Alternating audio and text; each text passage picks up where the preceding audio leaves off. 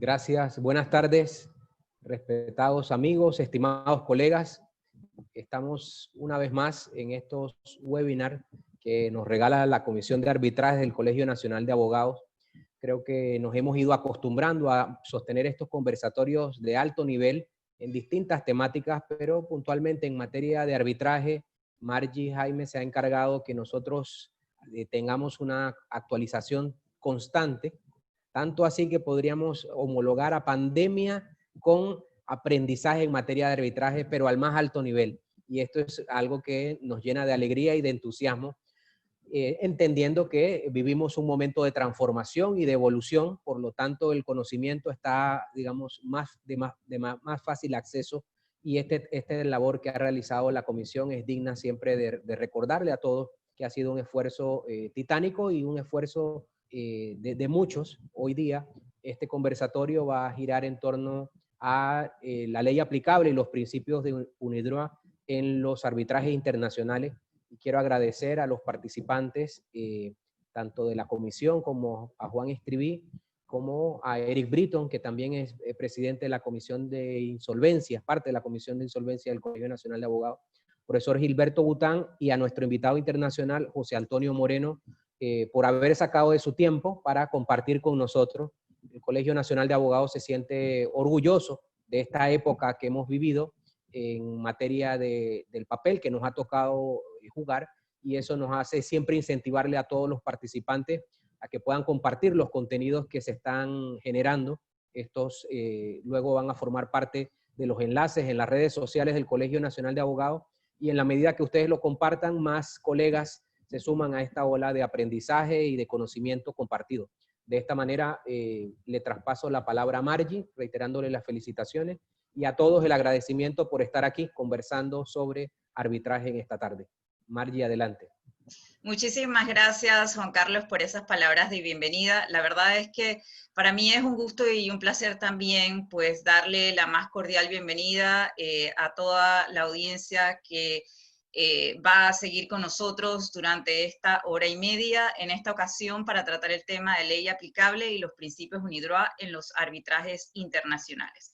Y bueno, antes de entrar en materia, me gustaría cederle la palabra a mi colega Juan Estriví de la Comisión de Mediación y Arbitraje del Colegio Nacional de Abogados para que presente pues a nuestros invitados en la tarde de hoy. Juan. Muchas gracias. Reitero la bienvenida a todos los que se han conectado y a los que se van a conectar próximamente. El agradecimiento nuevamente a los panelistas, grandes referentes en la materia, grandes referentes personales para mí, y les reitero el agradecimiento y la bienvenida a este gran evento, ¿no? En primer lugar, quisiera presentarles pues a cada uno de estos expositores que nos van a estar acompañando en este evento. En primer lugar, el doctor José Antonio Moreno Rodríguez, de Paraguay. Gracias, bienvenido. Integrante de comités de anulación del sistema arbitral del CIADI, miembro de la Corte Permanente de Arbitraje de La Haya y árbitro activo ante el mecanismo. Exmiembro de la Corte de Arbitraje de la CCI, Cámara de Comercio Internacional. Miembro de la Court of Arbitration for Sport en los listados general y de fútbol. Profesor en la Academia de La Haya de Derecho Internacional en el curso sobre arbitraje de inversiones y Derecho Internacional Privado. Miembro del Consejo de Gobierno de UNIDROIT y vicepresidente del Comité Jurídico Interamericano de la OEA. Es director de Altra Legal, con una importante práctica arbitral. Asimismo, es máster en Derecho por la Universidad de Harvard y doctor en Derecho por la Universidad Nacional de Asunción, el doctor Moreno Rodríguez de Paraguay. Asimismo, tenemos al doctor Gilberto Bután, quien es catedrático de Derecho Internacional Privado en la Universidad de Panamá. Ha ejercido el cargo de decano, vicedecano y director de investigación y posgrado en la Universidad de Panamá. Actualmente ejerce el cargo de director del Departamento de Derecho Privado de la Facultad de Derecho y Ciencias Políticas de la Universidad de Panamá. Es doctor en Derecho por la Universidad de París II. Ha sido corresponsal de UNIDROIT y colaborador del Max Planck Institute de Hamburgo, Alemania. embajador de la Quinta Conferencia de Derecho Internacional Privado. Ha participado como profesor invitado en diversas universidades de Francia, Argentina, Suiza, Canadá, Cuba, Estambul, México. Autor de un importante número de obras, incluyendo un tratado de Derecho Internacional Privado y el Código de Derecho Internacional Privado comentado, el doctor Gilberto Bután. Igualmente tenemos a Eric Britton. Es licenciado en Derecho de la Universidad Latinoamericana de Ciencia y Tecnología, máster en Derecho Marítimo de la Universidad de Tulane. Realizó estudios avanzados de arbitraje marítimo en el Instituto Egeo de Derecho del Mar y Derecho Marítimo en Grecia. Realizó estudios especializados en Derecho Contractual en la Universidad Externado de Colombia y estudios de especialización en Derecho de la Construcción en la Universidad de Cambridge. Eric Britton ha actuado como abogado de parte y como árbitro en múltiples procesos en base a las reglas de centros de arbitraje como el de la Cámara de Comercio de Panamá, Cámara de la Construcción de Panamá y Cámara de Comercio Internacional, UNCITRAL y CIADI. Estos son nuestros panelistas el día de hoy. Muchas gracias, Juan. Y bueno, con esa introducción, entonces ahora sí vamos a entrar en materia. Y me gustaría empezar por un tema que es fundamental, y es el principio de la autonomía de la voluntad de las partes, que como todos sabemos es la base y el fundamento para la elección de la ley aplicable a todo contrato. Y dentro de este contexto me gustaría preguntarle al doctor Gilberto Bután, ¿qué son los principios UNIDROIT? ¿Cuál es su rol? Y ¿cuál es su importancia fundamental, tanto en materia contractual como la materia que hoy nos ocupa, los arbitrajes internacionales? Doctor Bután. Muchísimas gracias, Margie. Igualmente al señor presidente, a mi amigo José Antonio, al doctor Eric Brito, al profesor Escribí. Bien, en primer lugar, el tema de hoy abarca dos aristas: la ley aplicable en materia de arbitraje y los principios de UNIDROIT. El arbitraje no puede explicarse sino a través de la filosofía del consensualismo, que prácticamente nace con el siglo XVII con la escuela justnaturalista de Hugo Grocio. Solus consensus obligata, el solo consentimiento obliga, y luego posteriormente, el que proviene de la escuela de Orleans en Francia, aparece la fórmula que todos conocemos de Potier: los contratos tienen fuerza de ley entre las partes. Y además del concepto filosófico de la Ilustración, aparece el fundamento mercatorio, que son las ferias de la Renaissance, que se da en el norte de Italia, y sabemos que los usos y prácticas de comercio nacen de las ferias estacionarias y que son normas que no son estatales, ya que es un proceso que se da previo a la configuración de los estados nacionales. Los estados nacionales en Europa todavía no se habían consolidado hasta el advenimiento de la Revolución Francesa. Ahora bien, la importancia de la autonomía de la voluntad de las partes es el siglo de 300 años de revolución mercática, de la toma de los puertos de Rotterdam, la revolución en Inglaterra gloriosa de Oliver Cromwell y la Revolución Francesa terminan con el consensualismo, la construcción de la autonomía de la voluntad. Terminada la Segunda Guerra Mundial, hay un declive del derecho positivo y el ascenso del justnaturalismo, y se impulsa el arbitraje con la Convención Universal de Nueva York de 1958 sobre ejecución de sentencia extranjera. Luego viene la Convención Europea del 61 y viene la CIDIP en Panamá, que es la convención sobre arbitraje que ve las dos aristas, la parte contractual y procesal, ya que el arbitraje es dual o anfibiológico. Tiene la naturaleza contractual y jurisdiccional. ¿Cuál es la importancia de la autonomía de la voluntad de las partes up to date? La autonomía de la voluntad de las partes es todo en el derecho arbitral. El derecho arbitral, su norma constitucional es el contrato, la autonomía de las partes, y ella va a desarrollarse en la cláusula arbitral. Y la aplicación de qué ley gobierna un negocio jurídico es lo fundamental en el día de hoy. Las partes, en ejercicio de su libertad, pueden designar un derecho de naturaleza estatal o un derecho positivo, o bien un derecho anacional, o other consideration, como dice la doctrina británica, que puede ser the equity, o exco bono a conciencia, o la lex mercatoria.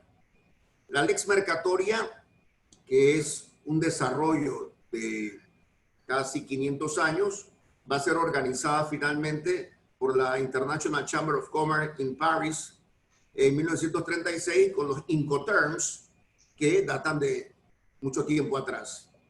La lex mercatoria son los usos corporativos reiterativos que conoce justamente el mercader y que se aplica entre iguales, entre agentes económicos.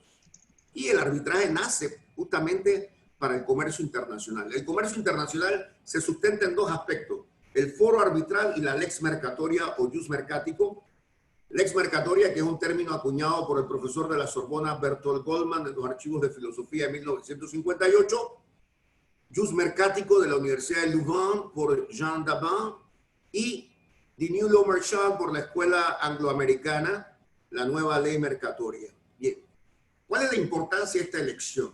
Las partes pueden escoger en la cláusula arbitral un derecho estatal, un derecho nacional, un derecho que realmente no sea necesariamente supranacional, sino el equity o otro tipo de fuentes, y finalmente los principios de unidroit.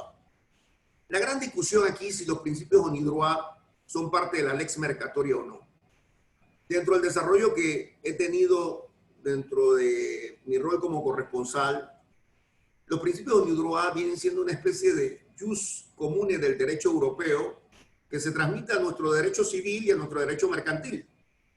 Tiene 7 capítulos y 107 artículos y que tienen por finalidad interpretar, complementar el derecho aplicable en caso de controversia, siempre y cuando haya sido pactado. Y solamente para concluir, el arbitraje no se presume.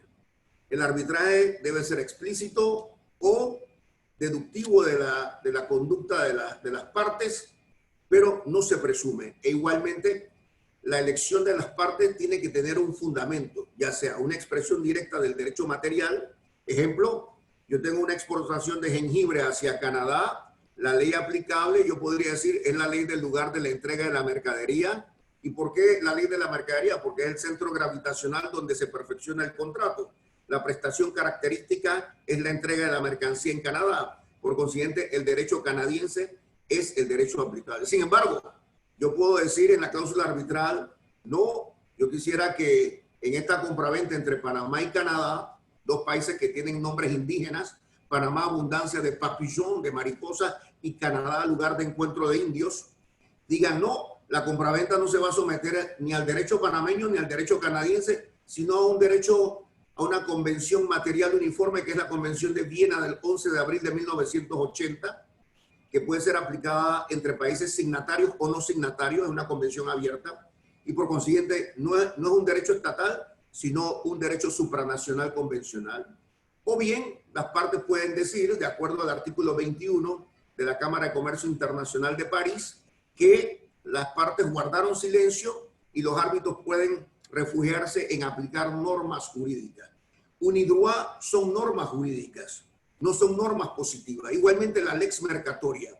Los usos y prácticas de comercio son normas paralelas al ordenamiento jurídico que nace de la conferencia del Instituto de Derecho Comparado en Londres, cuando en el instituto todos los grandes juristas norteamericanos y europeos deciden constatar que hay dos grandes órdenes legislativos. El ordenamiento jurídico estatal, que puede regular el derecho administrativo, municipal, laboral, penal, y el ordenamiento jurídico del mercado. Ese ordenamiento jurídico del mercado tiene su propia inteligencia, su propia solución jurisdiccional, y ese conjunto de normas, de prácticas, es lo que se llama la justicia mercática internacional. Por consiguiente, debemos tener una inclinación por una justicia profesional, expedita y supranacional, que sea cónsono con árbitros profesionales que conozcan el derecho material internacional, los usos de comercio o la ley material competente que hayan designado las partes. Grosso modo, el mundo se divide en derecho positivo y derecho corporativo, y hoy en día en el gran debate filosófico sobre la reducción del poder del soberano Estado frente al nuevo leviatán que es el mercado que desregulariza los sistemas y tiene un nuevo orden de justicia internacional. Muchas gracias, doctor Bután. Antes de entrar al siguiente punto, quisiera recordarles a todos los participantes de que pueden realizar sus preguntas en la sección de preguntas y respuestas, en el chat de preguntas que está en el Zoom. Y bueno, al final, posteriormente, pues estaremos haciendo revisión de las mismas para formularlas a los panelistas en la medida que el tiempo nos lo permita. Bien, profesor Bután, muchas gracias por su exposición. Usted, bueno, se ha señalado todos estos elementos han sido, digamos, producto de conversaciones, consensos, intercambios a nivel internacional. Ha habido, digamos, acercamiento a nivel regional, a nivel global, y es a lo que vamos a entrar de inmediato con el doctor Moreno, y es que el año pasado se publicó el informe del Comité Jurídico Interamericano de la OEA relativo a la guía sobre derecho aplicable a los contratos comerciales internacionales en las Américas. En ese sentido, quisiéramos saber, doctor Moreno, cómo nace esta iniciativa. ¿Cuáles diría que son los aportes principales de esta guía y sus posibles implicaciones en los arbitrajes internacionales, particularmente para América Latina? Bueno, y tomando en cuenta, por supuesto, el contexto que nos ha señalado el doctor Bután, ¿no? Háblenos, por favor, doctor Moreno, sobre esta guía de reciente data y su aplicación en el arbitraje comercial internacional. Muchas gracias, Juan. Muchas gracias, Margui, por la invitación. Muchas gracias, Juan Carlos, Eric y profesor Gilbert por la excelente introducción que me da pie a presentar ahora la nueva guía de la OEA en materia de derecho aplicable y cómo puede ser particularmente útil en materia de arbitrajes y sobre todo arbitrajes internacionales. Tengo preparada una presentación que la estaré proyectando, es breve.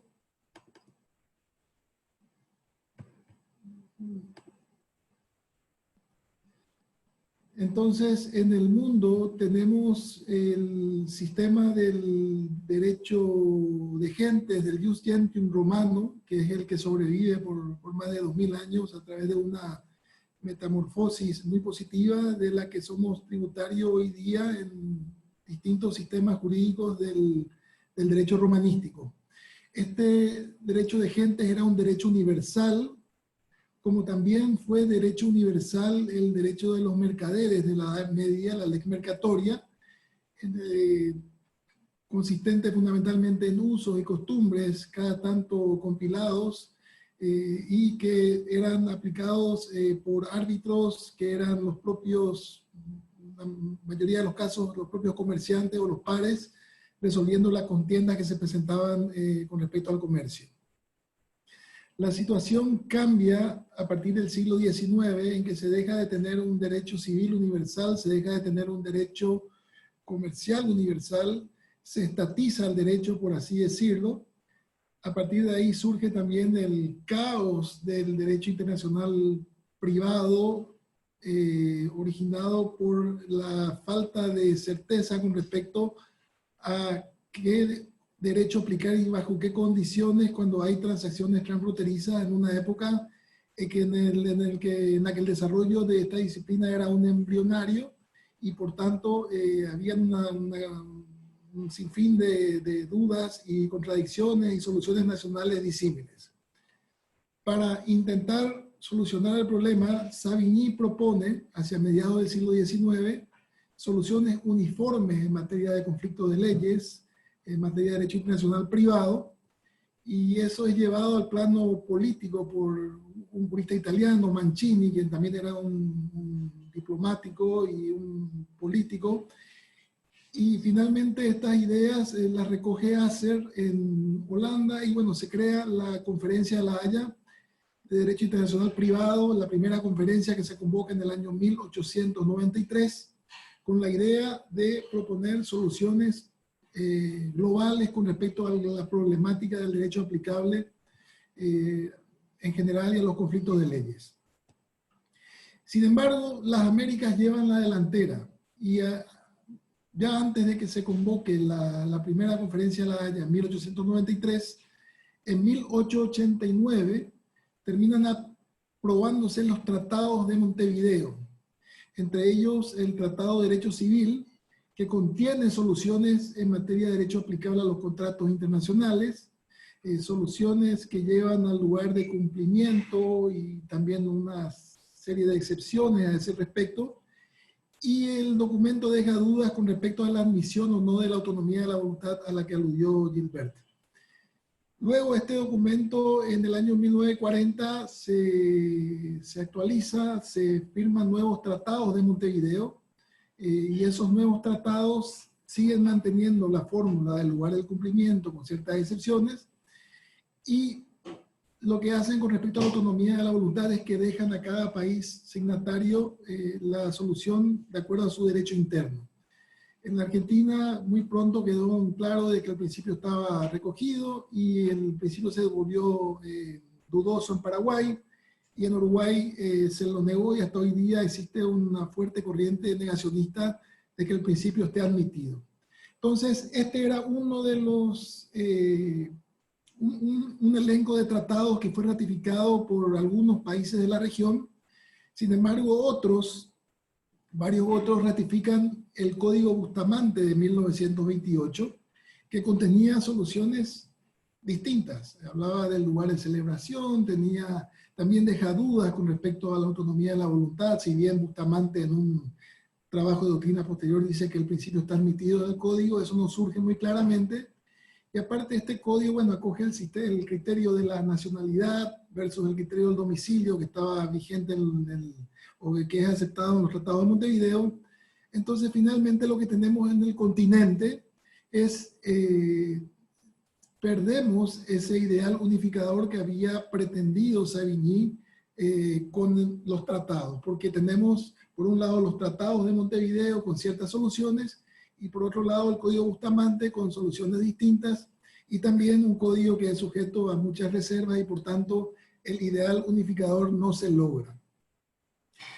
Eso lleva a que la OEA decida abordar el problema. Lo aborda sobre todo luego de que en el año 1980 Europa adopta por primera vez, fíjense ustedes, después de casi 100 años, Europa adopta el llamado Convenio de Roma de 1980 sobre el derecho aplicable a los contratos internacionales. Eso impulsa a esfuerzos de la OEA que finalmente desembocan en el año 1994 con la llamada Convención de México sobre el derecho aplicable. La idea era que esta convención moderna y con soluciones realmente muy aplaudidas en prestigiosos círculos académicos internacionales, la idea es que esta convención termine armonizando las soluciones del continente, que hasta el momento, como les relaté recién, estaban divididas, sobre todo porque por un lado estaban las soluciones de Montevideo y por el otro lado las de Bustamante. Sin embargo, esta Convención de México solo la ratifican 2 países, México y Venezuela, y por tanto, por más aplaudida que resulte, no se logra o no se logró con ella ese objetivo armonizador con respecto al derecho aplicable en las Américas. A nivel global, pasarían también más de 100 años para que la Conferencia de La Haya, convertida a partir del año 1955 ya en un organismo intergubernamental, pero pasaría más de 100 años para que en el año 2006 la Conferencia de La Haya empiece a hacer estudios con respecto a la elaboración de un documento a escala global o que regule de manera global este tema, convirtiendo así realidad el sueño de Savigny. Los trabajos comenzaron en el año 2006 y terminan en el año 2015 con los llamados principios de La Haya sobre la elección del derecho aplicable en materia de contratos internacionales. Para la elaboración de estos principios se hizo estudios, se enviaron cuestionarios a los 5 continentes y se detectaron de que solo había algunas regiones con regulaciones muy anacrónicas en el tema, sobre todo que no estaban admitiendo la autonomía de la voluntad y cuestiones por el estilo, y eran algunas regiones de África y de América Latina. A mí me cupo la oportunidad de estar en el grupo de trabajo que elaboró este instrumento de La Haya, y el documento resultante no es una convención porque se entendió que hubiera sido inviable que una convención, un instrumento de derecho duro, tuviera el suficiente número de ratificaciones como para ser eficaz. Entonces se optó finalmente por la técnica de los principios, parecidos a los principios UNIRWAD. Tenemos lo que serían los artículos en nuestros códigos civiles, después tenemos lo que serían comentarios al pie de esos artículos y también ejemplos cuando quepa la oportunidad. Esa misma técnica de elaboración normativa de los principios UNIRWAD es empleada para los principios de La Haya. Y estos principios tienen por fin influenciar cambios legislativos y servir a los jueces en materia interpretativa, servir a los árbitros, servir como lengua franca en los contratos internacionales, etc. Luego de salidos los principios, nos planteamos entonces en el seno del Comité Jurídico de la OEA qué hacer en las Américas, porque no se estaba logrando el objetivo unificador. Estábamos por un lado con los tratados de Montevideo, por otro lado con el Código Bustamante, por otro lado con la Convención de México y por otro lado con numerosas legislaciones nacionales con soluciones disímiles. Y eso creaba muchos problemas, muchos inconvenientes a la hora de la determinación del derecho aplicable, tanto en la esfera judicial como en lo que nos ocupa ahora en la esfera arbitral. Y lo que la OEA hace finalmente es decide elaborar una guía sobre el derecho aplicable a los contratos internacionales, que la elabora el Comité Jurídico. A mí me ocupo la relatoría en la redacción de este instrumento. Y lo que hace este instrumento mal y pronto es copia la Convención de México y copia también los principios de La Haya en ciertos adelantos muy importantes que tienen los principios de La Haya en algunos temas, considerando que los principios de La Haya salieron unos 20 años después que la Convención de México, en un periodo en que ha sido muy fecundo en el desarrollo de soluciones en materia de derecho aplicable. Este instrumento de la OEA inmediatamente recibe un endoso de la propia Conferencia de La Haya de Derecho Internacional Privado, entendiéndolo como un documento plausible y también en sintonía con los principios de La Haya. El Consejo de Gobierno de UNIRWAD también le da un espaldarazo al documento a través de una declaración formal de su Consejo de Gobierno que yo integro. También la SADIP, de la cual Gilbert es un miembro activo, honorario, y también ha podido organizar un muy buen encuentro de la SADIP en Panamá. También la SADIP le ha brindado muy importante espaldarazo a este documento de la OEA. Este documento ha sido revisado por numerosos juristas de las Américas y de Europa, y algo muy reciente es que salió un documento tripartito ahora entre UNCITRAL, UNIRWAD y la Conferencia de La Haya, en el que se explica cómo interactúan los instrumentos de estos tres organismos mundiales. Y este documento de estas tres organizaciones hermanas, por así decirlo, hace continuas referencias ya a la guía de la OEA, dándole, por así decirlo, una entidad importante.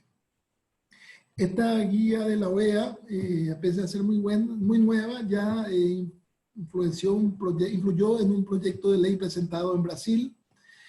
También se está trabajando en un proyecto en Guatemala, hay otro en Colombia, en Uruguay también el Senado ha dado media sanción a una ley a la que introdujo cuestiones que ya están en la guía de la OEA, y también habrían esfuerzos en Honduras y otros países en este sentido. La guía es como un libro de textos. La idea era que no fuera muy alambicado, muy complicado, sino que sea algo de amena lectura incluso. Tiene 18 partes, habla sobre la autonomía de la voluntad y sus vicisitudes, sobre distintas cuestiones que se relacionan con el derecho aplicable y que surgen normalmente en el ámbito de la contratación internacional y que han generado mucha jurisprudencia, incluso contradictoria de algunos temas en materia de arbitrajes internacionales. Entonces la idea es dar claridad sobre varias cuestiones. Las leyes de arbitraje normalmente son parcas en la regulación de estos temas. El artículo 28, la ley modelo, muy parecido al artículo 56 de la ley de arbitraje de ustedes de Panamá, es un artículo que tiene una indicación importante hacia dónde ir con respecto al derecho aplicable, pero sin embargo hay un sinfín de cuestiones que se pueden presentar, y a ese efecto la guía de la OEA puede ser muy útil como una herramienta interpretativa importante en poder de las partes y de los jugadores. Esta guía potencia al máximo la autonomía de la voluntad, habla de cuestiones relativas a la formalidad o informalidad en lo que sería la selección del derecho, a cuestiones relativas a la separabilidad de la cláusula que elige un derecho con respecto a la validez del resto del contrato, habla de si el derecho elegido tiene que tener o no conexión con las partes y concluye en que no necesariamente. Habla de que ese derecho puede ser cambiado en el tiempo en tanto no se afecte a derechos de terceros. Habla con respecto a distintas cuestiones de fraccionamiento del derecho, que se puede elegir en parte el derecho estatal, en parte el derecho no estatal. Habla también de que no necesariamente al elegirse una sede arbitral se está eligiendo el derecho del país donde está esa sede. Contiene cuestiones relativas también a lo que son los contratos en formularios estándares y cuando hay cuestiones de conflicto de leyes contradictorias. Habla qué ocurre cuando no se elige el derecho y ahí hay una gran, los árbitros gozan de una gran discreción y entonces la guía explicita los distintos caminos que podrían tomarse. Y bueno, está realmente el caballo de Troya y eso, con eso ato al tema del central de los paneles de hoy. El gran caballo de Troya es que esta guía apunta en un instrumento de conflicto de leyes a potenciar el derecho uniforme. La guía, en cierto sentido, puede interpretarse como que está instando o creando las condiciones para que las partes puedan elegir instrumentos como los principios UNIRWAT, de derecho contractual o la Convención de Viena, etcétera, aun cuando esta convención, por ejemplo, no sea aplicable porque los países envueltos no hayan ratificado esta convención, la guía crea las condiciones para que las partes puedan elegir cómodamente estos instrumentos de derecho no estatal y también para que los jueces puedan hacer uso de ellos en caso de ausencia de selección. Y también explica cómo estos instrumentos pueden ser muy útiles también en materia de interpretación, porque muchos derechos nacionales anacrónicos, arcaicos o no aptos para el comercio internacional no tienen regulados muchos aspectos que sí están contemplados en estos instrumentos. Entonces la guía de la OEA explica cómo estos instrumentos realmente pueden ser muy útiles a las partes y a los árbitros en un arbitraje dado, para que pueda ser desarrollado de una manera más efectiva. No quería dejar de mencionar también que muy recientemente UNIRWAT emitió una nota de la Secretaría y en esa nota explica cómo los principios UNIRWAT pueden ser particularmente muy útiles en materia de interpretación ante la crisis generada por la pandemia y todas las consecuencias. Y ha ocurrido, y creo que esto forma parte un poco de lo que vamos a tocar más adelante, de que estos principios de hecho vienen siendo usados por los jueces nacionales y también por árbitros en la interpretación de muchas cuestiones y de seguro lo van a hacer en temas relacionados a casos fortuitos y fuerza mayor porque contienen realmente una regulación muy meticulosa. Otro instrumento sumamente importante que acaba de salir es la opinión del Consejo Consultivo, la opinión número 20. Este Consejo Consultivo que normalmente emite opiniones con respecto a la Convención de Viena sobre compraventa y también este documento explica cómo podría interpretarse de manera provechosa la Convención de Viena y esto también de seguro va a tener mucha utilidad en los arbitrajes. Bueno, la guía también explica cómo los juzgadores tienen que ser flexibles en sus interpretaciones cuando se trata de transacciones transfronterizas y culmina la guía con el tratamiento del siempre espinoso, escabroso y confuso tema del orden público, apuntando a traer claridad sobre el tema. Así que ojalá la guía contribuya a que efectivamente los jueces de nuestra región, los árbitros, tengan guías que vayan permitiendo que las interpretaciones que se vayan dando sean más armónicas y más acordes también con lo que se espera según lo que está generado o lo que está plasmado en estos instrumentos que hice alusión, los principios de la Haya, la guía de la OEA, los principios UNIRWAT, etc. Con esto concluyo esta presentación inicial y obviamente quedo abierto para cualquier discusión ulterior. Muchísimas gracias. Muchísimas gracias, doctor Moreno. La verdad que es muy interesante todo ese contexto histórico y bueno, y cómo nacieron y por qué nacieron estas guías y sobre todo el potencial que tienen para ser utilizados tanto por tribunales judiciales como por tribunales arbitrales. Bueno, ahora, después de todo este contexto y de la parte, digamos, un poco más teórica, nos vamos hacia una parte más práctica, y con esto contamos pues con el licenciado Eric Britton, quien, como se mencionó en un inicio, pues él actúa en arbitrajes tanto nacionales e internacionales como abogado de parte y como árbitro también. Entonces me gustaría preguntarle, dentro de su práctica profesional, ¿qué importancia han tenido los principios UNIDROIT? ¿Cuáles han sido quizás aquellas disposiciones más citadas o más alegadas dentro de los arbitrales, dentro de su práctica y también pues a nivel internacional? Eric. Gracias, Margie. Muy amable a ti. Muchas gracias al Colegio Nacional de Abogados, en cabeza de su presidente, doctor Juan Carlos Araúz, y felicitaciones por este tipo de eventos que creo que son absolutamente útiles para compartir e intercambiar conocimiento. Gracias a los copanelistas, excelentes exposiciones. Lo que me preguntas o lo que me pides abordar, Margie, lo puedo hacer desde la perspectiva más práctica. Dentro de los procesos arbitrales, tanto a nivel nacional como internacional, hechos o practicados desde Panamá, nos encontramos generalmente con unos retos importantes. Y esos retos tienen mucho que ver con que la legislación nuestra es muy antigua. Nosotros tenemos nuestros códigos, tanto civil como comercial, que datan de 1917, con escasas reformas, si acaso, principalmente para hacer algunas derogaciones. Lo que pasa es que el comercio internacional y las relaciones, al igual que los mecanismos de hacer negocios, las telecomunicaciones, mecanismos de comunicación, han avanzado de manera sustancial y los códigos de nuestras legislaciones no lo han hecho al mismo ritmo.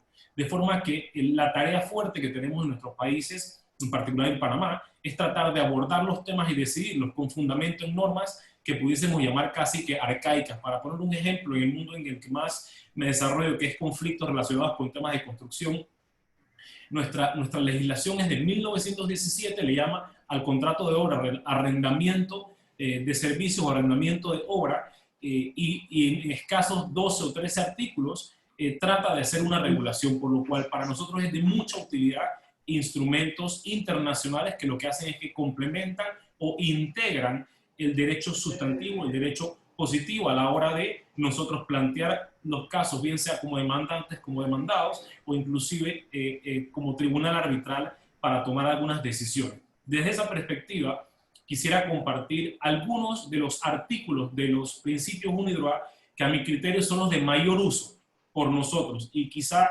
debo decirlo, en la práctica nuestra, difícilmente o casi nunca ha sido muy escasa las veces en que las partes no han hecho una elección específica del derecho aplicable. Por lo tanto, usualmente el derecho aplicable está definido. Con ese escenario de la elección del derecho definido, el rol que juegan los principios UNIDROIT, más que suplir el derecho aplicable, lo que hacen es que lo complementan, y nosotros utilizamos o empleamos los principios UNIDROIT como un complemento. En la parte del preámbulo de los principios UNIDROIT se explican sus distintos roles, y uno de ellos precisamente es ese, el de complementar el derecho positivo. En ese sentido, el primer principio al cual quiero hacer referencia, que es de mayor uso, sin duda alguna es el principio de la buena fe y lealtad negocial, contemplado en el artículo 1.7 de los principios UNIDROIT. Ese artículo lo que dice es que las partes deben actuar de buena fe o con buena fe y lealtad negocial en el comercio internacional. La importancia de ese artículo, que también lo tenemos contenido en nuestro artículo 1109 y 214, 1109 del Código Civil, que habla de que los contratos deben cumplirse haciendo uso del principio de la buena fe, y el artículo 214 del Código de Comercio, que igualmente obliga a lo mismo. A pesar de que tenemos esa inclusión ahí, hemos notado y notamos permanentemente que a nivel local, y lo digo es tanto en el mundo de los abogados que nos ejercemos en el derecho, como inclusive en la interpretación de las altas cortes locales, el concepto de buena fe no es necesariamente bien entendido desde su punto de vista obligacional, como concepto obligacional, como generador de derechos y obligaciones.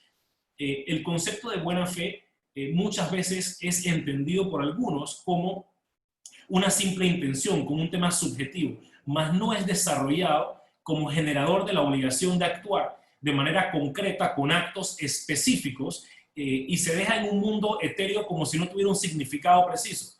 Lo que quiero traer a colación es que la jurisprudencia internacional ha dejado muy claro, y la doctrina internacional ha sido muy uniforme en sostener, que cuando hablamos de actuar en buena fe en la ejecución de un contrato, a lo que estamos haciendo referencia es que en la etapa precontractual debemos, por ejemplo, someternos a un intercambio de información muy claro, en donde violentar esa obligación de darle información a la parte contraria y también el deber de uno autoinformarse para tomar una buena decisión puede constituir un incumplimiento contractual.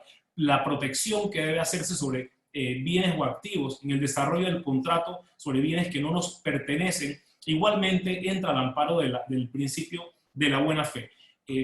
No ir contra los actos propios es un acto igual que choca o riñe con el principio de la buena fe. Entonces, este es, digamos, lo que nosotros muchas veces llamamos y citamos en escritos nuestros como el principio, el sacrosanto principio de la buena fe. Es el principio principal que debe ser seguido e insistimos desde la etapa de negocios, una etapa de negociaciones que debe surtirse y debe darse de nuevo procurando que la transacción se dé sin hacer ocultamiento de información y todos estos actos que puedan reñir contra esas conductas pueden ser atacados, pero lo importante es que pueden ser llevados a modo de prueba y pueden declararse que se ha violentado o no se ha cumplido con esa actuación de buena fe. Y quiero referirme, desprendido de ahí o partiendo de esa base, y después de decir que estamos hablando de, por ejemplo, incluir el tema de consejo o guía, es decir, cuán exhaustivo se es en esa etapa inicial o durante el proceso de brindar toda aquella información necesaria para que la parte contraria pueda entender, guardar los secretos, igualmente es otro de los principios que están amparados y sobre los cuales puede debatirse en sede de incumplimiento. Entonces, para concluir con ese primer punto, se puede decir, podemos decir que este deber lo que hace es que se enmarca como directriz a lo largo de la vida del contrato desde su creación, incluso, digamos, antes del nacimiento mismo hasta el cumplimiento y finalización. Y se constituye como una pauta de interpretación del contrato, ordenando conductas leales y transparentes, y también es la que manda ajustarse a la apariencia, a lo que el otro contratante puede entender o creer para no defraudar su confianza. De allí decimos que se desprenden unos subprincipios, como por ejemplo el de los actos propios. El artículo 1.8 de los principios 1 dirá que es otro de los que mayormente nosotros empleamos en los casos. Habla del comportamiento contradictorio. Y dice el 1.8, artículo 1.8, una parte no puede actuar en contradicción a un entendimiento que ella ha suscitado en su contraparte y conforme al cual esta última ha actuado razonablemente en consecuencia y en su desventaja. Este principio, que sí es recogido en múltiples veces en jurisprudencias locales, es de gran utilidad. Podemos decir que en la práctica lo empleamos y no quiero restar su valor, pero realmente ocurre de manera un tanto subsidiaria para demostrarle a los árbitros un incumplimiento y una conducta contradictoria de las partes. Y pongamos un ejemplo, pudiésemos decir en un proceso de arbitraje en temas de construcción, cuando por ejemplo se dan aceptaciones o cualquier contrato se dan aceptaciones a modificaciones que está pactado en el contrato, que esas modificaciones tienen que hacerse con ciertas ritualidades o por escrito. Vemos contratos de todo tipo en donde a lo largo del contrato fueron siendo permisivas ambas partes, violentando estos requisitos que ellas mismas se autoimpusieron en el contrato, y finalmente cuando llegamos a sede de reclamaciones, entonces comienzan a reclamarse todo aquello que ellos mismos con actos directos ya aceptaron, ya fue aceptado. Entonces eso en cierto punto choca contra sus propios actos, o por ejemplo el caso en temas de seguro, por ejemplo, que una empresa aseguradora reciba permanentemente las cuotas o los pagos mensuales al cual está comprometido quien suscribe alguna póliza, y cuando llega el momento del siniestro, lo que dice es, bueno, pero es que en algún momento no se suscribió a algún contrato, mientras que recibió todos los dineros mensualmente y nunca hizo ningún disclaimer o ningún rechazo. Estaría chocando contra sus propios actos. Este tipo de comportamientos son muy usuales y, de nuevo, nosotros los manejamos generalmente de manera subsidiaria para demostrar al tribunal conductas contradictorias de la otra parte, lo cual impacta bastante al momento de hacer calificaciones o tomar decisiones por parte del tribunal. Un tercer punto que creo también que es de mucha utilidad, y los que estoy mencionando no tienen desarrollo en nuestra ley local, por eso los destaco, porque en este instrumento de los principios UNIDROIT están muy bien recogidos y la jurisprudencia internacional los ha desarrollado, lo cual no ocurre con nuestra jurisprudencia local.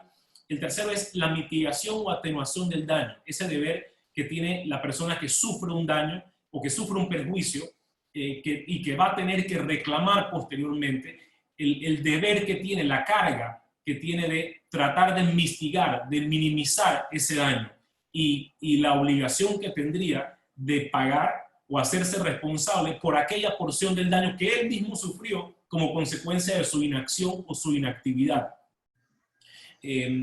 La parte 2 de este artículo 7.4.8 dice: la parte perjudicada tiene derecho a recuperar cualquier gasto razonable efectuado en un intento por reducir el daño. Es decir, que es cónsono con el principio de buena fe, donde también se desprende este deber o esta carga que tiene el que sufre el daño, de procurar que ese daño no sea mayor frente a ciertas circunstancias. Y pudiésemos poner el ejemplo, digamos que estamos en una hidroeléctrica, la construcción de una planta hidroeléctrica, en la casa de máquinas sufre, por ejemplo, inundaciones en etapa de construcción, en ese momento está a cargo del dueño de la obra bajo algún cuidado.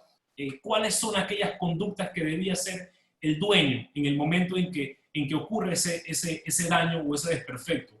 Y lo que se va a analizar en el caso es, llamaste inmediatamente a algunos técnicos especializados para que ese daño no fuera tan grande, o no hiciste nada y esperaste hasta el día siguiente para reportar el daño. ¿Qué hubiera pasado si hubieses tomado ciertas medidas o precauciones? ¿Qué hubiese ocurrido si se hubieran seguido ciertos protocolos? Si ya existían los protocolos, ¿se siguieron o no se siguieron? En caso de que el dueño, a pesar de que es el que sufre el daño, si él no logró o no llegó a cumplir con esas acciones específicas que debía hacer para que ese daño no fuera mayor, no podrá reclamar sobre ellas, y la parte que causó el daño podrá inclusive hacer que el que lo sufrió tenga que pagar o asumir ese costo o ese gasto igualmente.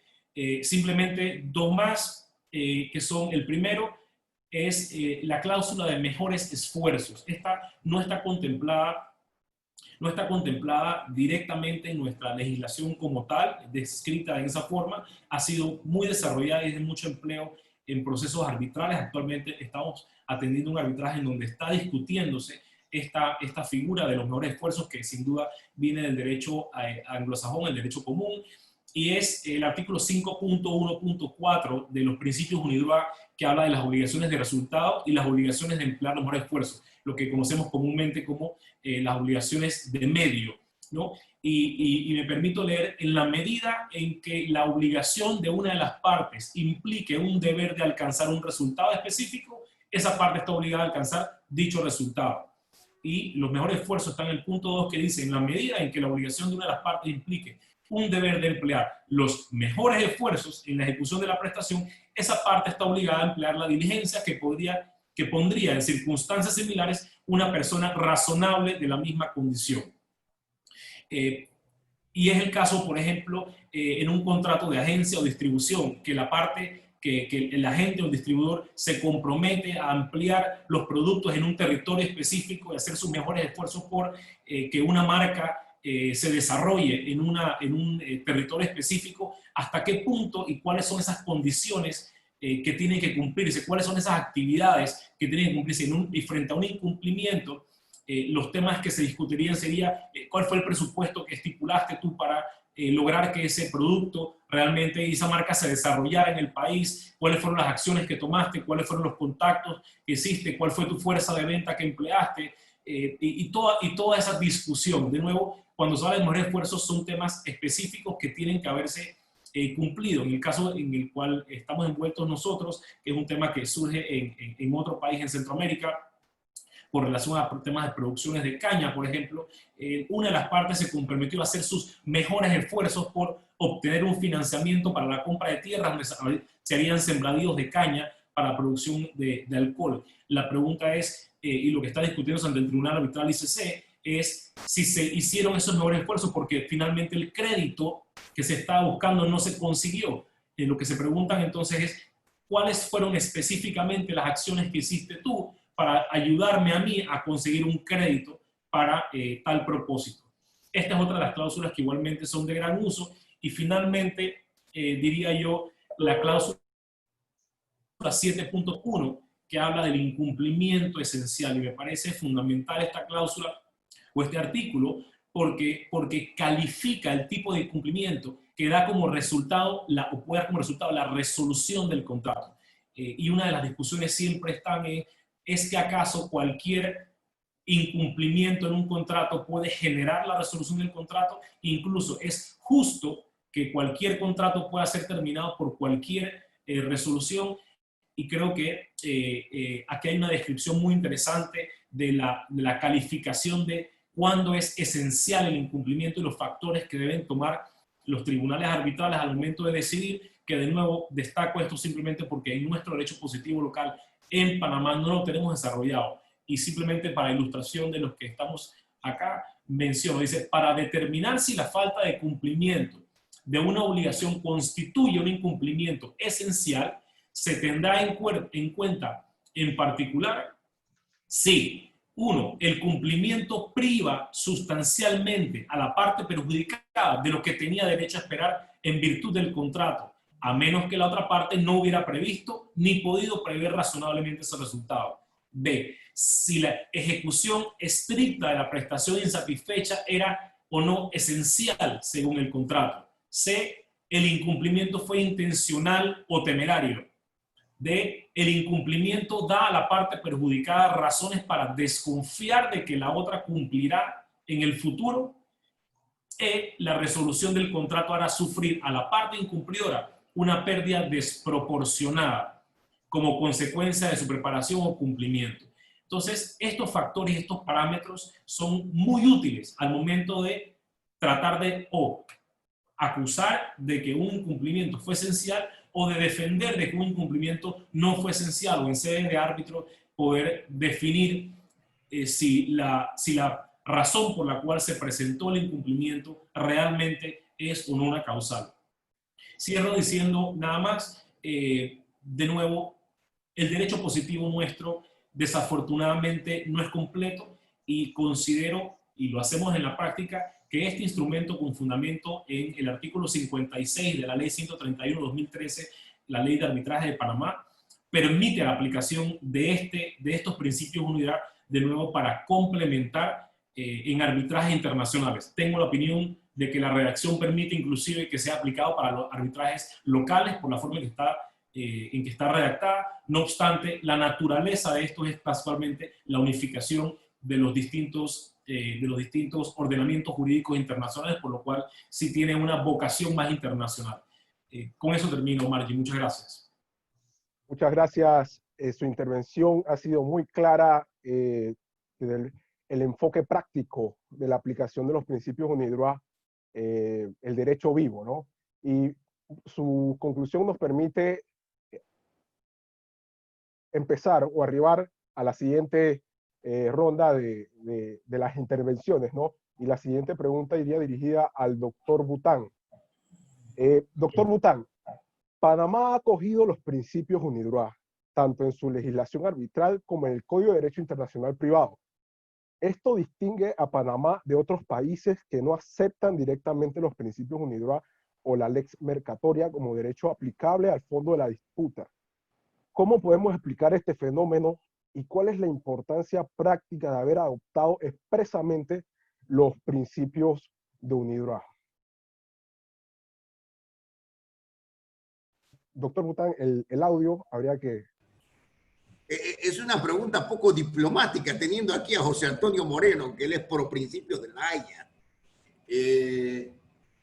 El tema de por qué se adoptó los principios UNIDROIT y por qué no, y yo quiero remarcar que José Antonio Moreno ha sido un cruzado para preservar derecho internacional privado es una cosa y arbitraje internacional es otra. No se puede mezclar. Nosotros, el derecho internacional privado es el pariente pobre del arbitraje internacional privado. Si bien es cierto, al principio se desprende, pero se profesionaliza, ¿no? El tema de por qué se coge o por qué no se acoge es un tema de la riqueza de cada país. El derecho es producto de la geografía y la antropología. O sea, yo seguía attentivamente la exposición de mi querido colega de Den Haag, de La Haya, del Comité Permanente de La Haya, que cuando yo fui pensaba que todos sabían derecho internacional privado y cuando descubro nada más somos 7 de 23. Entonces, como ya yo he viajado tanto, yo prefiero quedarme en casa. Entonces, el tema planteado así, no, porque cada organismo tiene su lucha internacional. UNIDROIT nace en el 26, la Cámara de Comercio Internacional nace en el 36, la Haya a finales del siglo XIX, como bien expresó José Antonio Moreno, y que le tenemos gran amor a la Haya, a Den Haag. La Haya se dedica a convenios de unificación de reglas de conflicto. UNIDROIT se refiere a derecho privado uniforme sustantivo, no sustancial, sustantivo. Sustantivo o material, materia res o derecho de fondo. O sea, son dos organismos diferentes que colaboran y yo me acuerdo que una vez no sé si fue en Brasil, que exponía José Antonio y hablábamos de los principios de la Haya y por qué había que duplicarlos y tal. Pero era una posición de perspectiva, no es que es bueno o malo, son perspectivas. Son perspectivas. A lo mejor, como yo he sido en los últimos 10 años, ya perdí la comunicación, me he dedicado a otra cosa, por ser representante de UNIDROIT, y UNIDROIT ha sido, cuando se organizó el desarrollo con Gonzalo Parra Aranguren, con Tatiana Merkel, con una serie de expositores latinoamericanos, italianos y franceses que estuvimos en los años 80, con Malcolm Evans. Para mí era fascinante el derecho internacional privado uniforme. Y realmente consideré que era el derecho a construir. Sin embargo, está también las reglas de conflicto, porque no siempre todo está claro en el arbitraje de aplicar el derecho material directo. Yo me acuerdo que cuando yo era joven, me decía Philippe Fouchard en una conferencia en Bogotá, en el externado, Gilbert, yo soy profesor de Derecho Internacional Privado, pero no soy conflictualista. Claro, porque el arbitraje es derecho material. Él lo llamaba al anticonflictualismo. Entonces, es cierto, el arbitraje es derecho material directo, pero hay veces que hay zonas grises y que entra en el método conflictual. El método de derecho material es el carro automático que yo prendo y se va solo. Se fue solo. El método conflictual es cambio, primera, tercera, clutch, espérate, musculatura, es otra cosa. Entonces, cuando hablamos de arbitraje internacional privado, es derecho material, que puede ser una convención uniforme sustantiva, que puede ser una norma corporativa, lex mercatoria, que puede ser una regla supranacional, jurídica, como habla el artículo 21. Yo tengo que cuidarme porque Marky es fiel de la CCI, así que yo tengo que ir con pasos muy, muy suaves, ¿no? yo, cuando era miembro individual de la CCI, también defendía a capa y espada la CCI. Hoy a veces considero que es un poco excesivo darle a los árbitros el derecho ex oficio de aplicar una norma jurídica cuando las partes han guardado silencio. También estoy en contra de la interpretación hipotética de la autonomía y la voluntad de las partes. Pero yo no plantearía el hecho de que por qué UNIDROIT sí y por qué los principios de la Haya no. No. Yo pienso que cada país va organizando su sistema de relaciones comerciales internacionales de acuerdo a sus fuentes internas nacionales para resolver un conflicto internacional. Por ejemplo, las guías. Las guías es una obra magna de gran respeto y profundidad, que tengo que decir que el doctor José Antonio Moreno me invitó infinidad de veces, pero si nosotros no ratificamos la Convención de México, que era la mejor convención que tuvo la CIDIP después de Panamá, y que por razones culturales, políticas, no se ratificó. No se ratificó por razones políticas porque la Comisión de Arizona jugó un papel importante. Fritz Schwenger y el otro que tenía un nombre polaco, Kolavinsky, no me acuerdo cuál, presentaron un excelente draft y los mexicanos no les interesó que América Latina los apoyara. No les interesó. Hay un profesor uruguayo que dice, Gilbert, desde el momento que México se unió con el Tratado de Libre Comercio, selló su suerte con América Latina. Y pienso que se manejó bajo el entendimiento que como la Comisión de Arizona iba a ser la representante del draft, del borrador, los Estados Unidos iban a ratificar el tratado y ahí fue la debacle. Ese es un factor. El otro factor es que la Convención de México c'est beaucoup trop européenne, es too much European, es demasiado europea. Está el de Pesage, que es French. Está el tema de los usos de comercio, los principios generales de UNIDROIT. Es decir, los que somos continentalistas y francófilos amamos a UNIDROIT. Los que son anglosajones siguen UNCITRAL.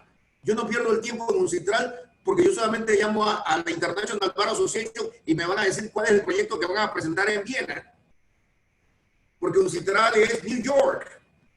UNIDROIT es Europa. Entonces, es un tema de proximidad cultural. No es si es bueno o es malo. Porque la pregunta puede ser un poco chocante. Yo, por ejemplo, creo que las guías que estuve viendo, que me hizo llegar Marchi, son profundas. Son profundas. Son profundas. Es un trabajo de gran esfuerzo, de mucho respeto. El problema es si culturalmente nosotros estamos preparados para utilizar las guías. Y si no ratificamos la Convención de México, que fue por razones de problemas diplomáticos, problemas de que Estados Unidos se retracta y no apoya a México, problemas de la cultura rioplatense, Paraguay, Argentina, que dicen no, porque esa convención realmente tenía que haber sido elaborada por Antonio Moyano, cuando yo participaba en aquella época. Y se pierde el balón. No solamente son los factores jurídicos, son los factores también políticos. La Convención de México, a mí me preguntaban ya, ¿por qué América Latina no ratificó la Convención de México? Y les voy a decir por qué. Porque en América Latina no creen en la autonomía y la voluntad de las partes. Sé tú. O sea, de los cuatro grandes juristas que yo puedo aceptar como grandes, que son transcivilización, es Calvo, que crea el derecho internacional económico. Cuando estaba en Bruselas, habían dicho que era Van von Horden, y yo en Bruselas dije, no, pas du tout. Calvo es el que crea el derecho internacional económico. Luego el segundo es Drago, el sistema monetario y la inmunidad internacional, con su curso en La Haya, 1907.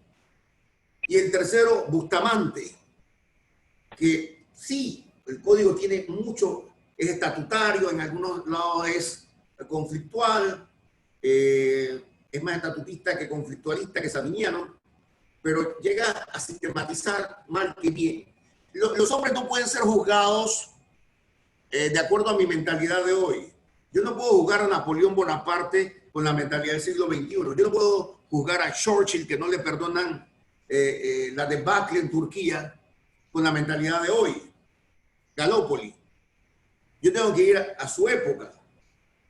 Y cuando digo eso es los tratados de 1889-1890 que expresó muy bien mi dilecto José Antonio, y la revisión del 30 y 31 excluyen la autonomía y la voluntad de las partes. Brasil, que está llamado a ser un país imperialista, tampoco aceptaba la autonomía y la voluntad de las partes. De repente el Fondo Monetario Internacional nos impone las condiciones y la Convención de Washington y el Reglamento de Naciones Unidas, y entonces aprendemos a hacer arbitraje. Pero culturalmente nunca hemos aceptado en nuestros códigos, salvo Panamá. ¿Pero por qué Panamá? Por su geografía. El código de Bell-Sarfield no dice los contratos tienen fuerza de ley. Lo busqué, bien, ahora hay una nueva ley de derecho internacional privado excelente, perfecto, pero históricamente América Latina ha sido refractario. Y el cuarto exponente del derecho internacional privado hemisférico es Alfonsín. Y Alfonsín es de los juristas que yo admiro por su gran honestidad. Muchas gracias, doctor Bután. Pensé que había terminado. No, Alfonsín es el último de los cuatro grandes que dice la autonomía y la voluntad de las partes no debe ser aceptado porque es una inmoralidad en los años 60. Entonces, la pregunta suya es ¿cuál es la importancia de UNIDROIT? UNIDROIT, la importancia de UNIDROIT es simplemente consolidar el derecho material arbitral internacional, complementar los derechos positivos, articular y auxiliar a los árbitros que carecen de cultura juscomparativista. Ejemplo, nosotros tenemos el hardship, que es una institución germánica, tenemos la force majeure, que es francesa, mientras que nosotros en Panamá tenemos force majeure y caso fortuito. UNIDROIT es un código de conocimiento para el árbitro que no tiene una cultura jus comune de derecho romano germánico. ¿Y cuál es el principio dominante de UNIDROIT frente al mundo anglosajón? Hay dos mundos, el mundo continental y el mundo anglosajón. La pregunta es, ¿puede existir comercio internacional sin buena fe? Si se lo preguntan a un alemán, nanay, no. Si se lo preguntan a un británico, ¿por qué no? Johnson hoy está violentando todas las normas pactadas. Porque para el anglosajón el comercio es un tema de fuerza, posición, ventaja, plusvalía, salvo que se pacte la buena fe. ¿Y qué es que c'est la bonne foi? La buena fe que habló el doctor Eric Britton es mantener la palabra pactada, la cláusula pactada. Eso significa buena fe. La buena fe es objetiva, es cumplir lo pactado en los contratos de cooperación como franquicia, en los contratos de factoring, en los contratos de inversión, en los contratos que haya cooperación. La buena fe es fundamental para el mundo continental. Entonces, para terminar, por el estrés que me genera Margie, I am finished. UNIDROIT es un instrumento que complementa la cultura arbitral.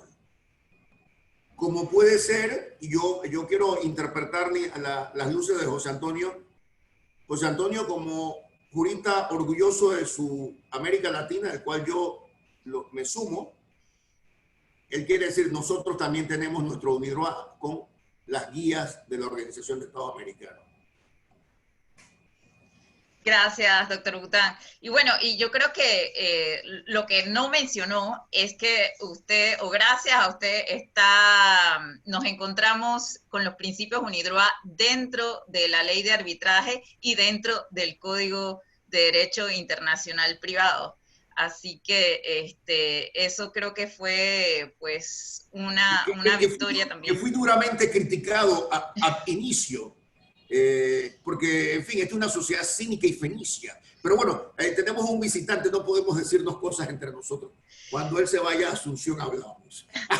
Bueno, y de hecho, aquí tenemos muchísimas otras preguntas, pero de hecho quiero aprovechar la coyuntura para tomar en consideración una de las preguntas que nos escribe el licenciado Carlos Gabuardi. Él es de México, y él pues le tenía precisamente la pregunta al doctor Moreno sobre su opinión sobre las razones por las cuales la Convención de México pues nunca fue adoptada, y si de alguna forma se prevé que pudieran, digamos, revivir, resucitar, o si ya con estas guías entonces esto sería suficiente, ¿no? Y a mí me gustaría un poquito también complementar esa pregunta como, bueno, ¿cuáles serían, digamos, de aquí en adelante los retos para que efectivamente pues las guías se materialicen dentro de la práctica, sobre todo de la práctica arbitral internacional? Muchas gracias, Mari. Bueno, el profesor Bután tiene mucha razón. Aquí ha habido una reticencia histórica contra el principio de la autonomía de la voluntad, y ese fue uno de los motivos por el cual la Convención de México, que es del año 1994, no haya sido bien recibida en muchos círculos de nuestra región, por un lado. Por otro lado, también porque contenía una apertura importante hacia el derecho no estatal. Ahora, el año 1994 es también el año en que empieza la oleada reformista en América Latina de las leyes de arbitraje. México ese año, luego le siguen varios países de Centroamérica, de Sudamérica, Chile, por ejemplo, que con su código de Andrés Bello tenía un cerrado territorialismo, también una cerrazón con respecto a la aceptación del principio de la autonomía. Brasil incorpora la ley de arbitraje, Paraguay incorpora la ley de arbitraje, Perú una ley muy moderna, Colombia, en fin, prácticamente todos los países de la región a partir del año 94 adoptan leyes abiertas a la autonomía de la voluntad de manera amplia, y también a la aceptación del derecho no estatal, porque las leyes de arbitraje aceptadas o adoptadas en la región contienen prácticamente toda una fórmula muy similar a la del artículo 28 de la ley modelo UNCITRAL, que es abierta al derecho no estatal. Entonces hoy prácticamente todo nuestro continente ya ha aceptado la autonomía de la voluntad, ya ha aceptado el derecho no estatal con respecto al arbitraje. Y bueno, ¿y por qué tendría que ser distinto el derecho sustantivo a una vinculación contractual transfronteriza por el solo hecho de que por una cláusula de medianoche, como se conoce normalmente a la cláusula de solución de conflicto que uno inserta en el contrato ya a avanzada hora de las negociaciones, por eso ya se dice cláusula de medianoche? ¿Por qué por un simple hecho de incorporar una cláusula arbitral yo voy a poder elegir libremente el derecho, elegir los principios UNIDROIT, el derecho no estatal, y no ocurriría lo propio si voy a si mi jurisdicción es una jurisdicción estatal? Y esa es la única situación que intentan clarificar los principios de La Haya. Los principios de La Haya no son para nada contradictorios a los principios UNIDROIT, son absolutamente complementarios. Los principios UNIDROIT se ocupan de derecho sustantivo. Si trasladamos a la nomenclatura de derechos nacionales, los principios UNIDROIT serían un código de contratos y los principios de La Haya sería un código de conflicto de leyes. Son cosas totalmente distintas e independientes. Es más, los principios de La Haya fueron pensados en el seno de UNIDROIT. Fue el propio Herbert Kronke, entonces secretario general de UNIDROIT, el que llevó a La Haya la idea de cómo La Haya se ocupaba de temas de conflicto de leyes, bueno, que elabora un instrumento en materia de conflicto de leyes de cuestiones de derecho aplicable. ¿Por qué? Porque en los 5 continentes ya se había extendido para el año 2000, 2005 ya estaban absolutamente extendidas o extendida la ley modelo de arbitraje de UNCITRAL, había sido aceptada en varios países de Asia, de África, de América Latina, etc. Entonces la idea es que esas soluciones modernas que están en la ley de arbitraje también sean incorporadas a legislaciones nacionales cuando uno tenga que terminar sujeto a la jurisdicción de un juez estatal. O sea que no por una cláusula de medianoche uno no pueda tener todas las ventajas que ofrece el arbitraje. Y eso que ofrece el arbitraje, en definitiva, ¿qué es? Es dar a las partes lo que están buscando en sus vinculaciones contractuales. Y uno contrata para obtener lo que uno desea. De modo tal que si uno tiene una amplitud con respecto a lo que uno puede contratar, lo que uno puede elegir, si uno no necesariamente tendría que ir a un derecho nacional si uno desea un derecho no estatal. O sea, si se puede ofrecer mayor amplitud como se ofrece en arbitraje, mejor. Y esa es un poquito la idea que está detrás y subyace detrás de los principios de La Haya, que es una idea que la acogió el legislador de ustedes. Porque la ley de Derecho Internacional Privado de Panamá hace exactamente lo que les estoy diciendo. Hace exactamente lo que quieren los principios de La Haya. Y eso mismo hace también la ley paraguaya nueva, también del año 2015. Y es la idea de la reforma en Brasil que les mencioné, de la reforma en Guatemala, es lo que ya aprobó con media sanción el Senado uruguayo.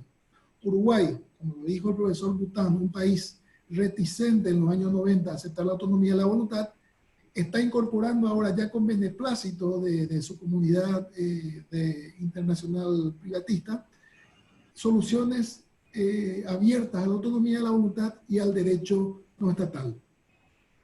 Un último comentario quiero hacer con respecto a la utilización de los principios UNILUAT en los derechos nacionales. Eric tiene mucha razón cuando dijo que los principios UNILUAT fueron pensados para contratos comerciales internacionales. Y realmente si uno ve la primera versión del año 1994, así lo establece expresamente en su preámbulo. Ese preámbulo es modificado en el año 2004, en una revisión que tuvieron los principios UNILUAT, y se dice que los principios UNILUAT no solo deben servir al legislador o al árbitro internacional, sino que, perdón, al juzgador, al juez internacional o al árbitro internacional, sino que también podrían servir al juez o al árbitro en casos domésticos. ¿Y por qué se agregó eso al preámbulo de los principios UNILUAT? Porque en los hechos eso es lo que estaba ocurriendo en el mundo.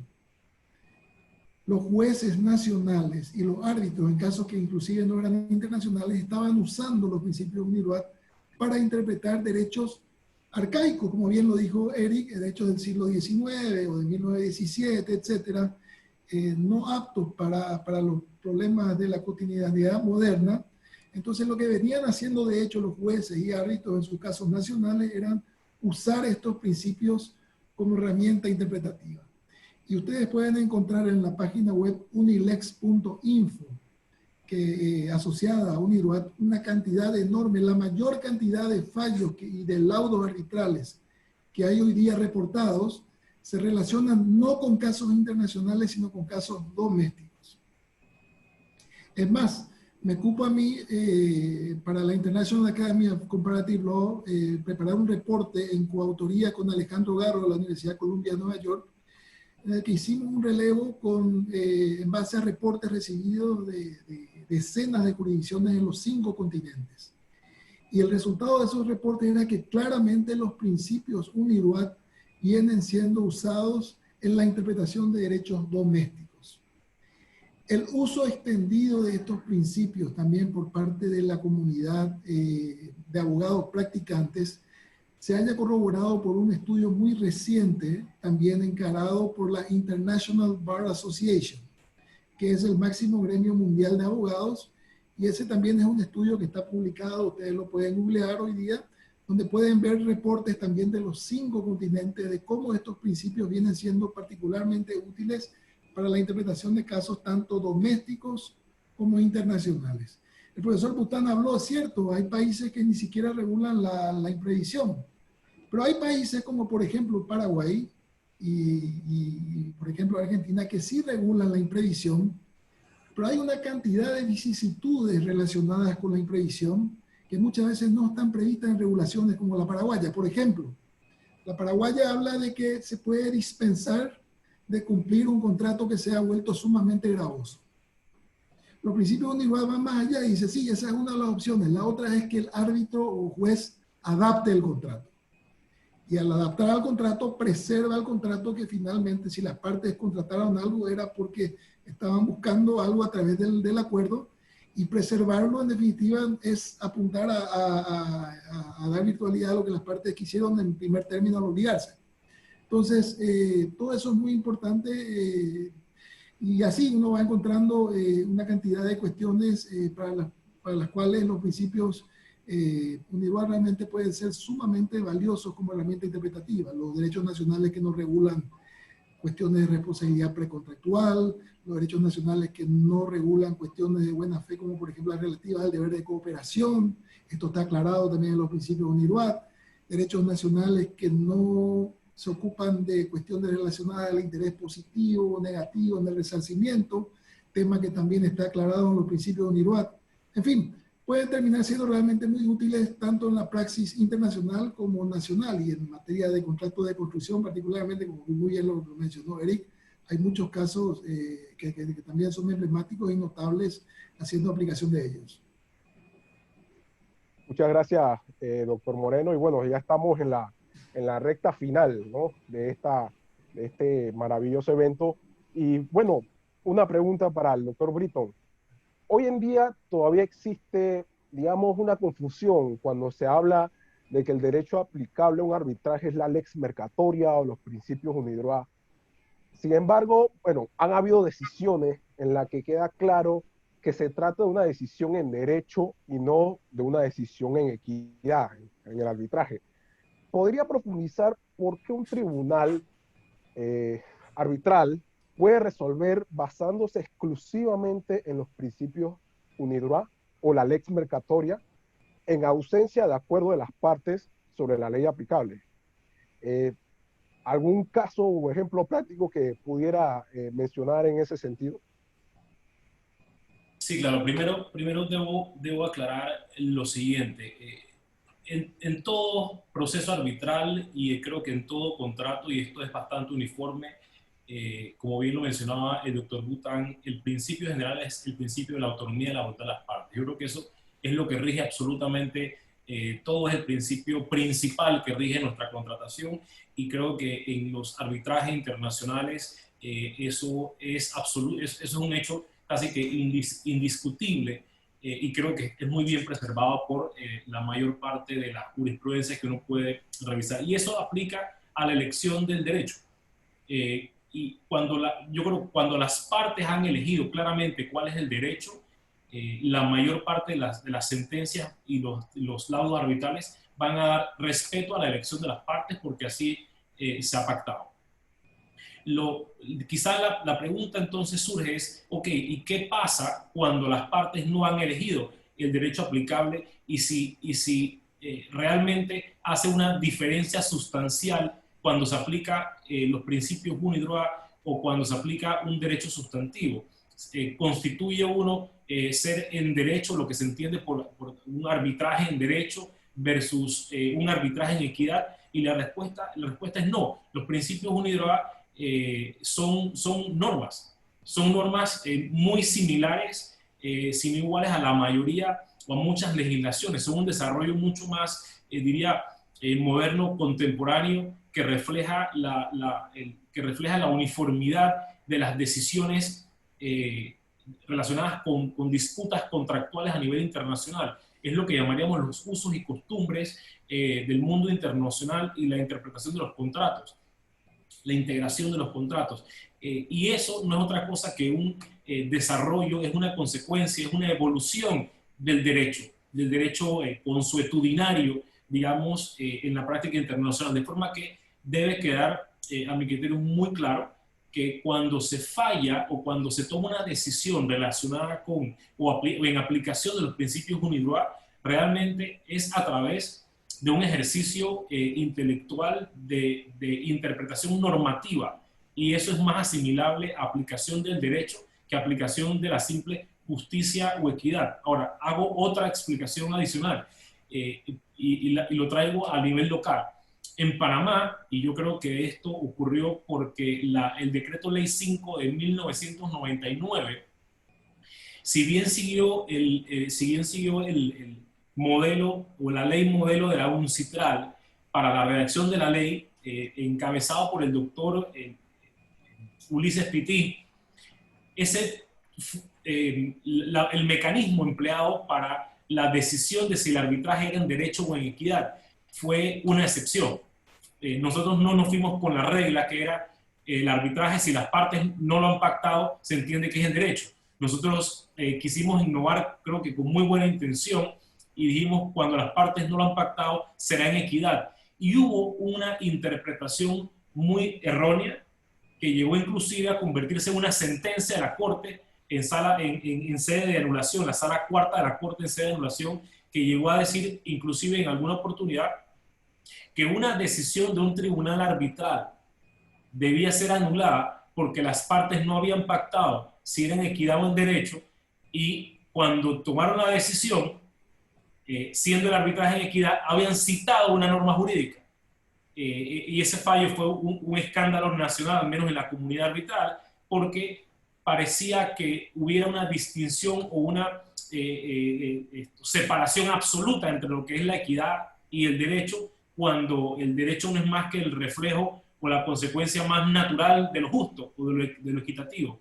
Entonces, respondiendo o puntualizando, mi opinión es no, cuando se aplican los principios UNIDROIT, se está tomando una decisión en base a normas y principios que no son de derecho positivo, pero sí son de un derecho constitucionario que ha sido convertido en lo que se llama un soft law, que es la calificación que le da, pero al fin y al cabo normas jurídicas con fundamento y base absolutamente legalista. Muchísimas gracias, Eric, y yo sé que ya pronto pues vas a tener también que atender otros compromisos. La verdad es que fue todo un gusto tener tus conocimientos y sobre todo pues ese ejercicio de la práctica profesional que le aporta también pues ese elemento práctico a la discusión. Ahora, ya estamos a escasos minutos de dar por concluido este evento, pero creo que no podríamos saltarnos el tema de la pandemia, del COVID-19, porque algo que pues, nos ha impactado a nivel mundial, y ya lo mencionaba el doctor Moreno en su exposición, que la Secretaría de UNIDROIT sacó una nota relativa a la aplicación de los principios UNIDROIT para posibles disputas, discrepancias que nacieran de la pandemia. Entonces me gustaría preguntarles, pues de forma general, quizás empezando por el doctor Moreno, digamos, ¿cuál sería o cuál es su opinión en cuanto a la aplicación de principios como el hardship, que ya se ha mencionado también, y principios como la fuerza mayor en estas disputas que pudieran surgir a raíz de la pandemia? Y con esa pregunta entonces cerraríamos el debate. Bueno, depende obviamente si hay un derecho elegido, y si ese derecho elegido quizás tiene una solución específica con relación al caso, será el derecho aplicable. Pero normalmente ocurre que en los distintos códigos civiles, los distintos derechos nacionales, las soluciones están contenidas en fórmulas muy generales, muy amplias. Se habla de buena fe, se habla de excesiva onerosidad, se habla de fuerza mayor, pero en torno a estas figuras hay desarrollos muy importantes, y esos desarrollos están dados por una evolución doctrinaria, una evolución jurisprudencial. Lo que hacen los principios UNIDROIT, como bien lo resaltó Eric, es recogen, dejan encapsulado en un libro lo que serían los usos y costumbres internacionales, a veces un poquito retocados, ¿verdad? Porque en algunos aspectos los principios UNIRWA fueron más allá e innovaron, ¿no? Por ejemplo, en la cuestión de la lesión e imprevisión o excesiva onerosidad, son dos figuras sobre las que no había un consenso en derecho comparado, y sin embargo los principios UNIRWA fueron más allá del consenso comparatista, incorporaron esas figuras. Algo que fue muy criticado en su momento por la Cámara de Comercio Internacional, que entendía que con esas dos figuras los principios UNIRWA habían ido ya más allá de lo que son los usos y costumbres internacionales. De todos modos, pueden ser realmente muy importantes. Hay situaciones que están contempladas allí, que se habla de que incluso tanto en arbitrajes comerciales como, por ejemplo, en arbitrajes en materia de inversiones, los principios UNIRWA, por ejemplo, contienen una previsión de instar a las partes a que de buena fe negocien cuando se plantea un problema de hardship. Entonces, saltar esa etapa, la pregunta pasa a ser si es que se salta esa etapa y directamente se demanda si uno está yendo o no contra el principio de la buena fe, tal cual se entiende hoy día en el derecho comparado de los contratos, así como está expresado en los principios UNIRWA.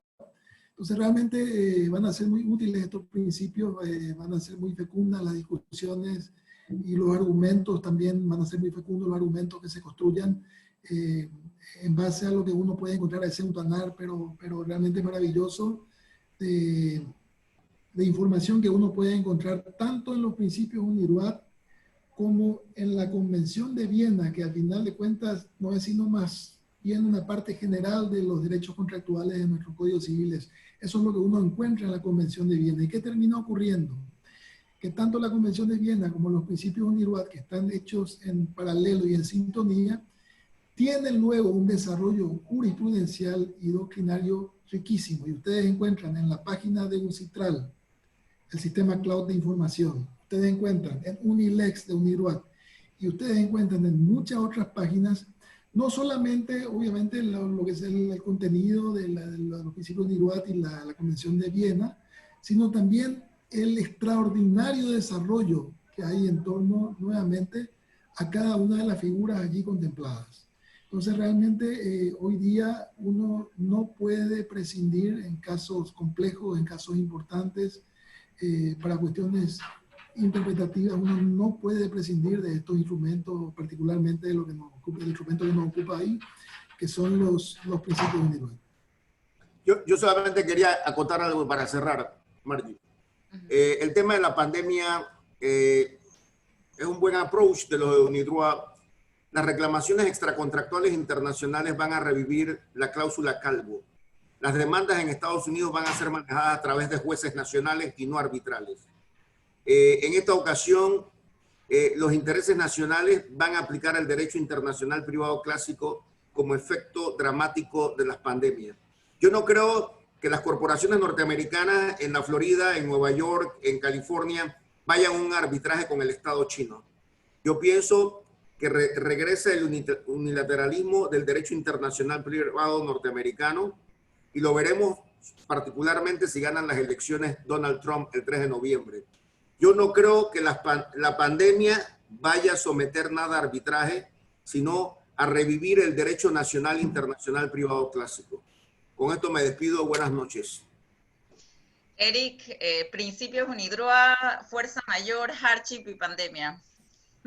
Mira, gracias Margie. Yo creo que muy encapsulado, porque yo creo que todo está bastante dicho. Primero, sin duda, una enorme proliferación de la utilización de estas cláusulas. Segundo, en industrias como por ejemplo, y en nuestro país no va a escapar de eso, en la industria de la construcción, donde contratos modelos como los FIDIC han adaptado sus cláusulas, en procedimientos arbitrales, como bien mencionaba José Antonio, que la CCI ha elaborado unas guías específicas para la interpretación de estas cláusulas. Creo que lo que viene va a ser muy interesante, sobre todo porque no creo que haya un entendimiento uniforme en los últimos 2 o 3 meses que hemos estado atendiendo o consultas o viendo posiciones. Notamos en cliente y en contraparte unos conflictos muy interesantes en el entendimiento de las cláusulas de de exoneraciones de responsabilidad con fundamento en caso fortuito y fuerza mayor, que trae como primer punto de partida el entendimiento, la definición en las distintas legislaciones. Hay definiciones distintas acerca de lo que representan estos hechos. En temas de imprevisión, igualmente las cláusulas de hardship, nuestro código, al igual como lo mencionaba José Antonio, creo que es igual que en el Paraguay, permite igualmente la evaluación por parte del árbitro o del juez para analizar si frente a un evento o ante un evento de hardship, o cuando se alega, como se le denomina en nuestra legislación, excesiva onerosidad sobrevenida, aplica o se puede moderar o atemperar el contrato de alguna manera, que es una salida. Lo que creo que hay mucha incertidumbre de qué es lo que se va a hacer, cómo se van a interpretar las cláusulas y al final si realmente se van a cumplir todos aquellos requisitos que muchos contratos exigen, por ejemplo, en los temas de las comunicaciones que deben darse al momento en que se está alegando los temas o los conflictos de fuerza mayor. Igualmente, como mencionaba yo, también los temas estos de la mitigación del daño, que es una obligación intrínseca de la alegación de fuerza mayor. Creo que va a ser otro de los aspectos que va a dar mucha jurisprudencia y muchas diversas interpretaciones.